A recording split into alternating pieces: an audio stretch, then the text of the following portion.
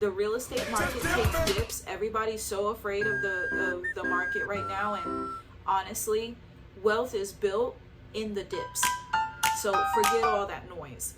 The stock market takes dips, and in the dip you're buying, but you're never selling, okay? Because you'll lose your money every single time that your life takes a dip and you go selling all your stuff like a madman. Oh, I'm gonna move, right? Now I'm selling all my furniture. Your life took a dip and now you're selling all your shares. Don't sell your furniture don't move. That's the bottom line of wealth, is you don't move. You stay steady. If the storm is around you and it's roaring, you keep your boat steady. And that's your mind.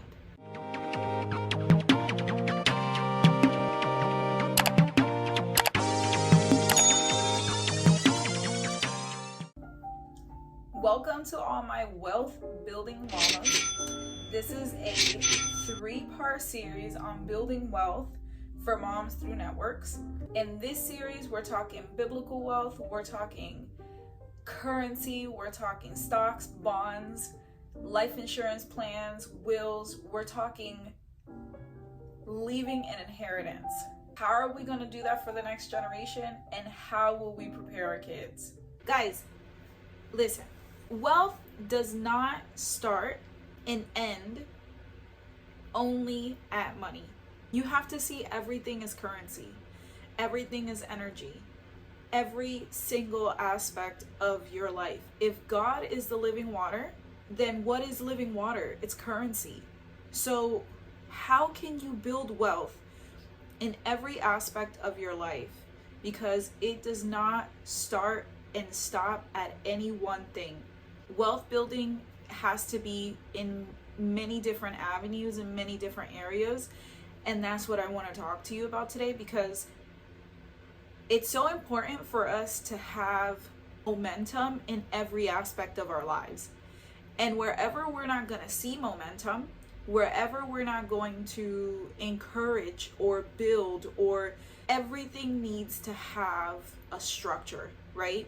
And I think of it as the bones of whatever it is that I'm working on. So number one, building your network at work. You're building wealth wherever you go, okay? And being a single mom, you can't afford to just quit your job and follow your dreams. Like, being a mom, right? If you have a supportive family, husband, then, obviously that piece of advice is not for you. But I'm just letting you know what I have learned.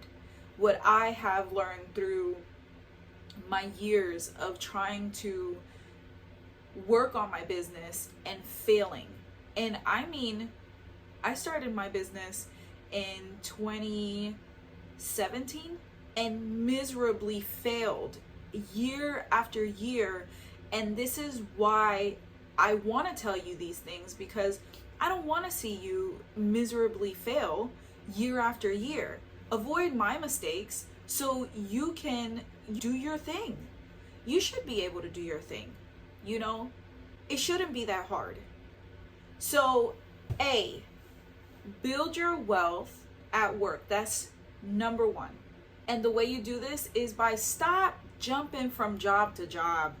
You get what I'm saying? And I wish I had someone to have told me this, because I did it.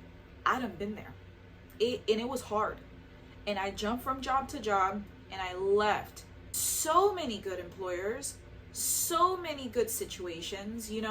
I was just telling someone the other day that I had a life insurance plan that my employer was paying for, and I left it.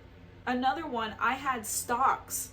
I used to be a manager for Walmart 13 years ago, and man, Walmart matches your stocks. You can buy stock from the company. You can buy Walmart stock and they'll match whatever you put in. That's wonderful. And then I left Walmart, and by the time I left, I couldn't own the stock anymore, because that was only a benefit for employees. And so they sold the stock and they sent me $400. on stock that I didn't even buy. So that was another thing. But you have to know, building wealth goes so much more than one way to build it. You have to build it in many, many different ways.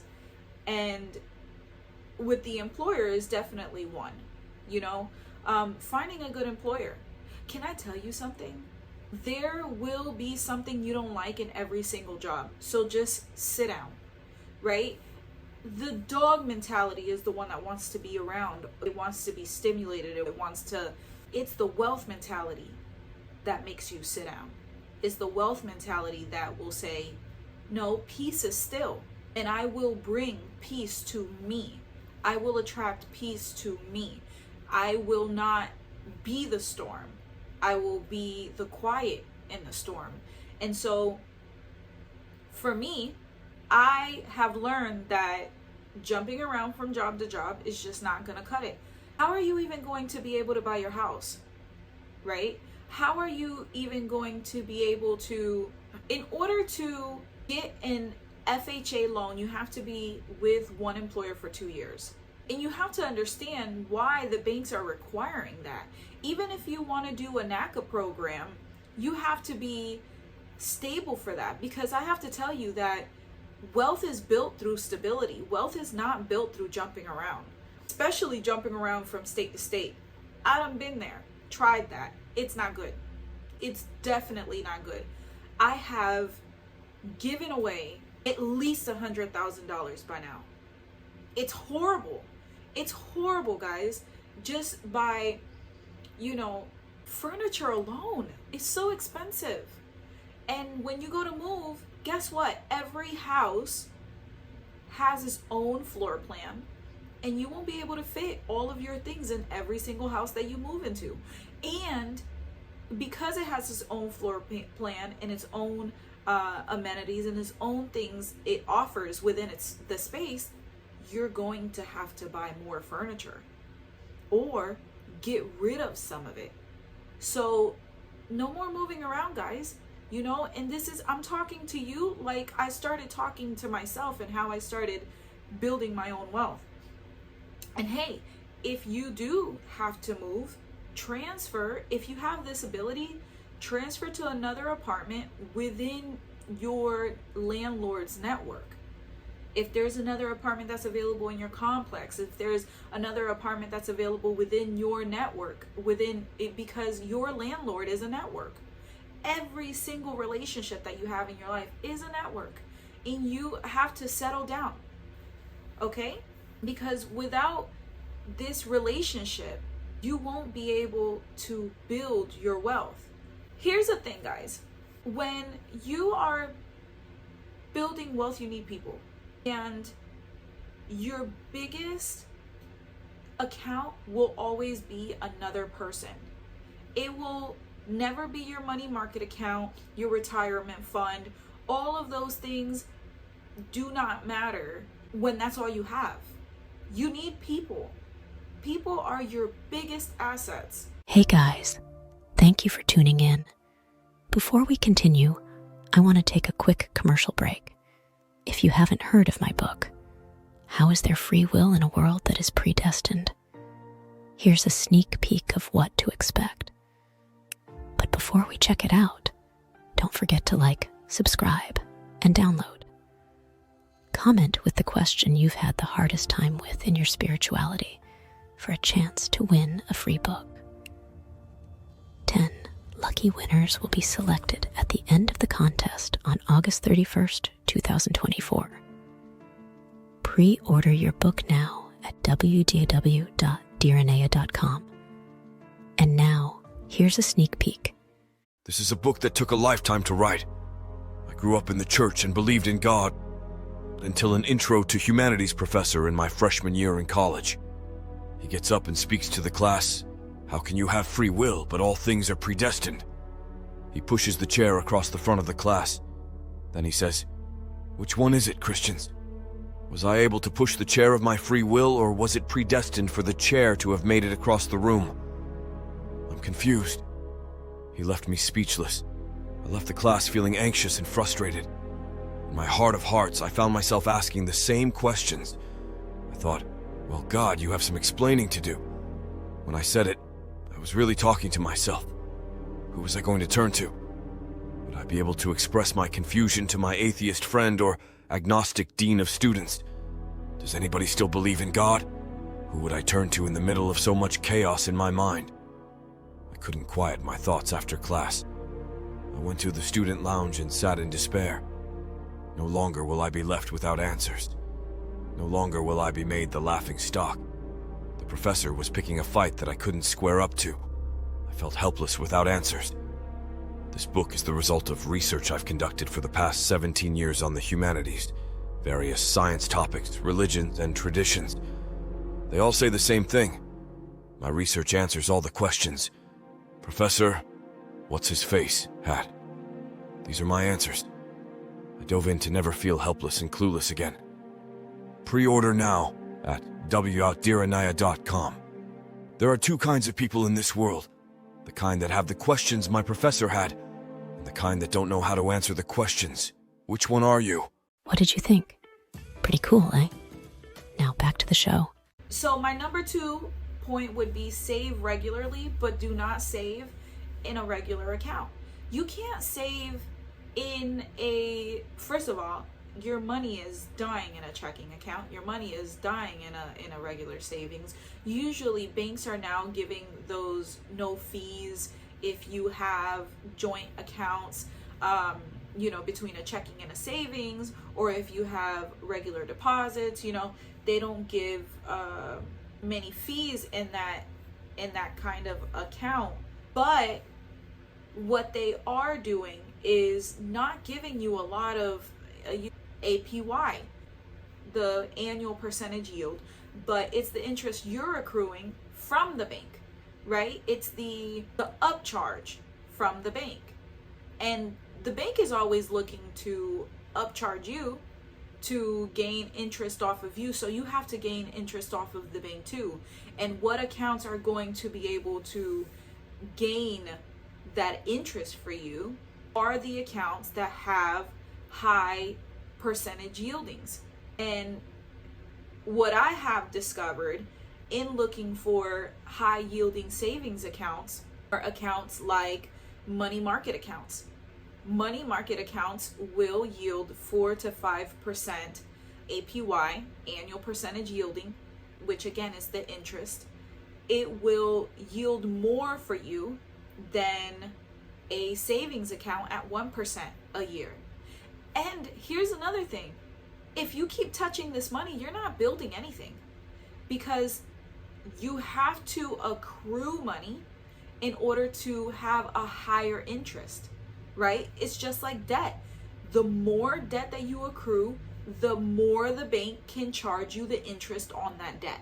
Another good savings account is accounts like Apple. Apple's a great savings account.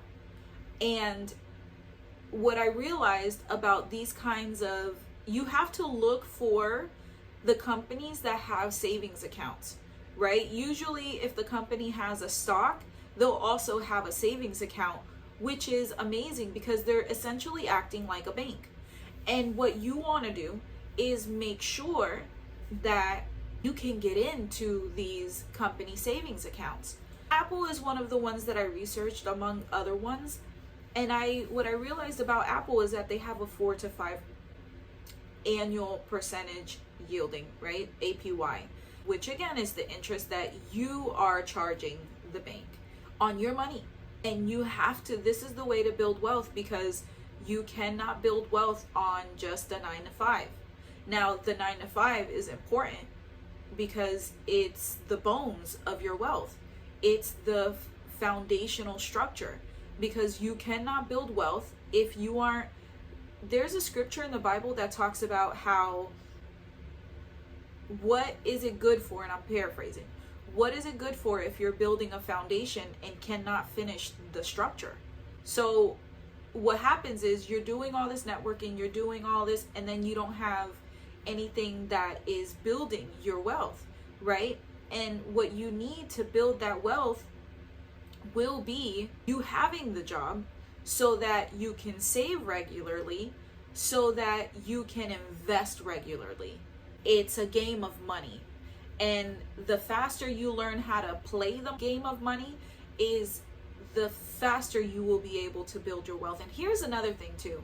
I have to tell you, wealth building is a time game. It's a long haul game. There's no way you're going to be able to build wealth in 30 days. You have to get out of that mindset, because if you don't, you will forfeit your wealth each and every single time. Another way to save regularly is by investing in gold. Gold isn't losing value. As a matter of fact, it's gaining value each and every day. And nothing else will have this value. The market takes dips. Now, my third tip on building wealth is investing wisely. That would be in stocks. That would be in bonds.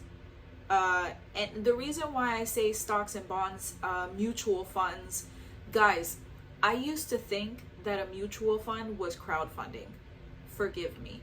I know it's crazy, but that's what happens when you don't know. If you don't know, you don't know.